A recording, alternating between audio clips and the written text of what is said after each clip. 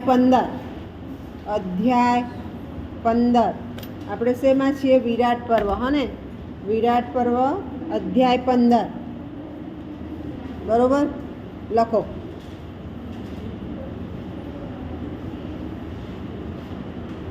રાણી સુદેશના માટે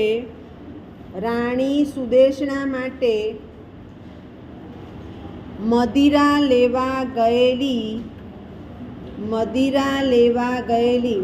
દારૂ નશો. મદિરા લેવા ગયેલી દ્રૌપદીની કીચક છેડતી કરે છે.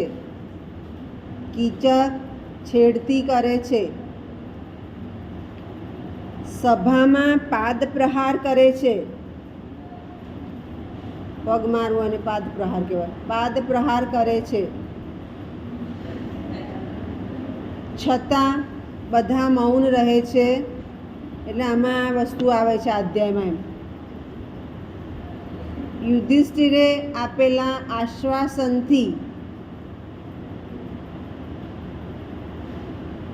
તે સુદેશનાને ત્યાં જઈને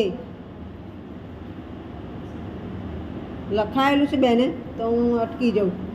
લખાયું છે? ત્યાં જઈને બધી વાત કરે છે અને સુદેશના જણાવે છે કે ગુનેગારને અવશ્ય સજા થશે જ.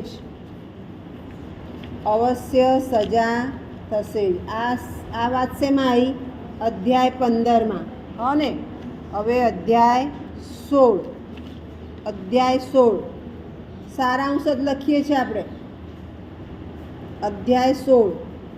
દ્રૌપદી પોતાના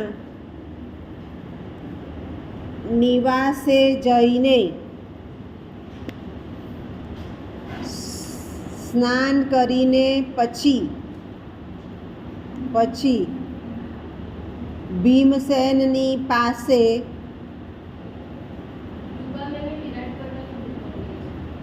સહાય અર્થે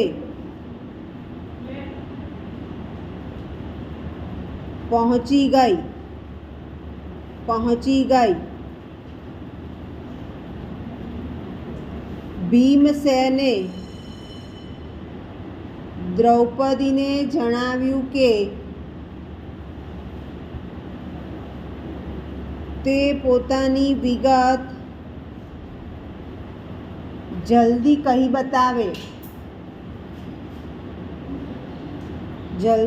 બતાવે જેથી પછી તે યોગ્ય કાર્ય કરી શકે.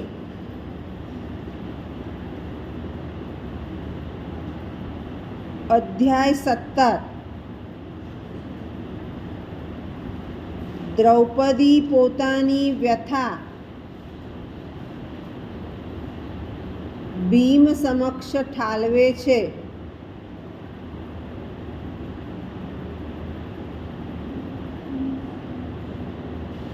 યુધિષ્ઠિરની પૂર્વ જાહોજલાલી